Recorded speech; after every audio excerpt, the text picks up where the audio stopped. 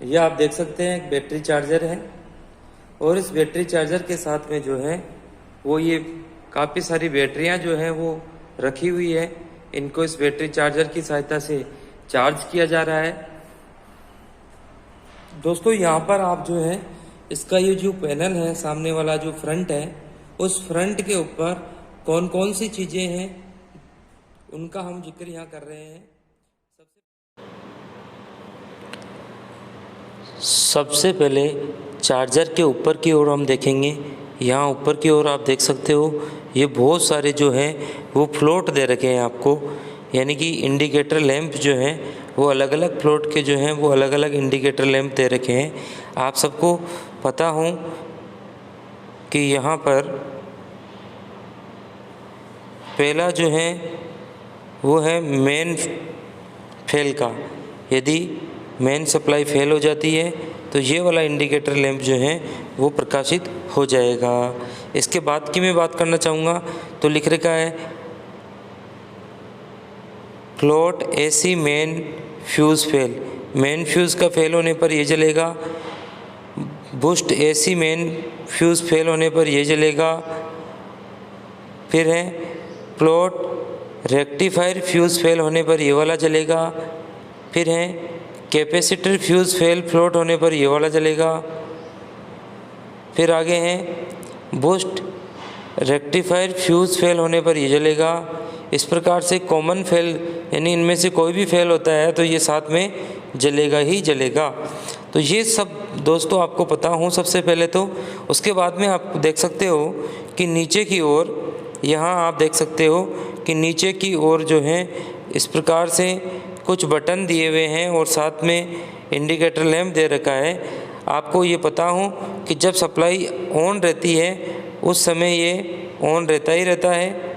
साथ ही में यदि सप्लाई चली जाती है तो ये ऑन भी रहता है और साथ ही में यहाँ पर एक बीप की आवाज़ आती है। इसमें एक हूटर लगा हुआ होता है, उस हूटर से एक बीप की आवाज़ तेज़ी से आती है जिससे ऑपरेटर को पता लग जाता है। ऑपरेटर जो है इस एक्सेप्ट बटन को, ये वाला जो है इस एक्सेप्ट बटन को जो है वो पुश करता है। इसको पुश करने से ये बीप की आवाज़ जो है वो आना बंद हो जाती है।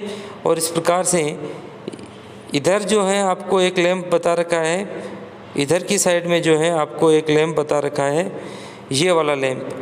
ये जो है वो एक तरह से टेस्टिंग के लिए हम प्रयोग करते हैं और ये बूस्ट मेन ऑन लैंप है।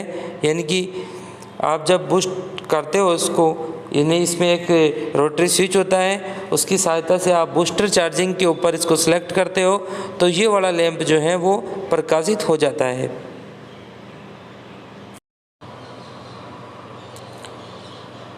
दोस्तों यहाँ आप इन सब को पढ़ने के बाद में आप बात करेंगे अब नीचे दिए गए जो मीटर्स हैं उन मीटर्स की। पहला मीटर जो है आपको पता होना चाहिए कि ये जो है वो एसी इनपुट वोल्ट मीटर है, यानी एसी के इनपुट वोल्टेज को दर्शाने वाला। दूसरा जो आपको वोल्ट मीटर दिखाया गया है वो है यहाँ पर डीसी के वोल्टेज को दर्शाने वाला जो आपको आउटपुट में प्राप्त हो रहा है। इसके अलावा दोस्तों यहाँ पर आपको दो डीसी एम्पियर के दो मीटर बता रखे हैं, एम्पियर मीटर नापने वाले एम्पियर मीटर दर्शा रखे हैं। इनमें एक जो है वो आपको बैटरी को जो आउटपुट में मिल रहा है उसको दर्शाता है और एक जो है आप बैटरी को चार्ज करने के बाद में चार्ज करने के लिए जो दे रहे हो या डिस्चार्ज जिस पे हो रही है उसको दर्शाता है। इसके अलावा दोस्तों आप सबको पता हो कि नीचे यहाँ पर नीचे की साइड में आप देख सकते हो, नीचे की साइड में यहाँ पर आप देख सकते हो, यहाँ पर पहला जो बटन है, पहला जो की है वो है एसी वोल्टमीटर फ्यूज़ का है। ये वाला एसी वोल्टमीटर फ्यूज़ के लिए लगा रखा है। और दूसरा जो है यहाँ पर की है वो है आपका फ्लोट आउटपुट एडजस्टेबल, यानी कि यहाँ से आप एडजस्ट कर सकते हो आउटपुट को। और यहाँ पर दोस्तों ये वाला जो दे रखा है ये दे रखा आपको बूस्ट आउटपुट एडजस्ट, यानी कि बूस्टर जो आप लगा रखे हो इसके अंदर उसकी वोल्टेज को एडजस्ट करने के लिए है। और यहाँ पर दोस्तों आपको एक विशेष की दे रखा है जो है स्विच की भी कह सकते हो आप इसको, यानी यहाँ से लॉक करने के बाद में जो है वो इनमें से किसी को भी जो है वो चेंज नहीं कर सकते हैं। दोस्तों उपरोक्त के बारे में आप जो है अभी चर्चा कर चुके हो।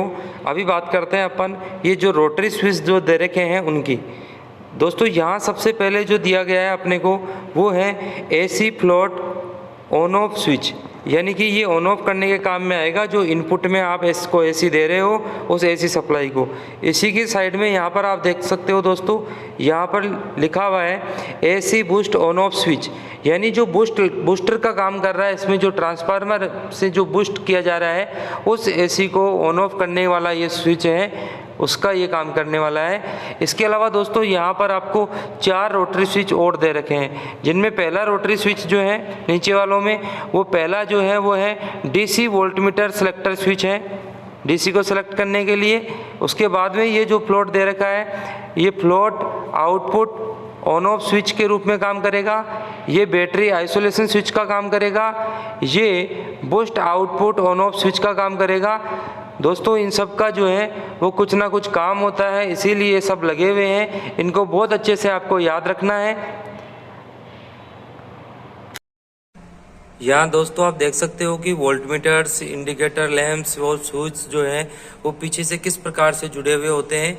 यहाँ पर जो है इनका इलेक्ट्रॉनिक सर्किट होता है जो बूस्टर के साथ में जुड़े हुए होते हैं, और आवश्यकता के अनुसार जो है ये ट्रांसफार्मर्स जो हैं और इनके साथ लगे हुए रेक्टिफाइड सर्किट्स जो हैं वो आवश्यकता के अनुसार जो है वो आपको आउटपुट में DC का वोल्टेज प्रदान करते रहते हैं। तो दोस्तों पीछे से कुछ इस प्रकार का होता है ये, और इसको जो है वो ये लॉक होता है अंदर की साइड में, इसको इस प्रकार से जो है यहाँ से घुमा करके और बंद कर दिया जाता है दोस्तों।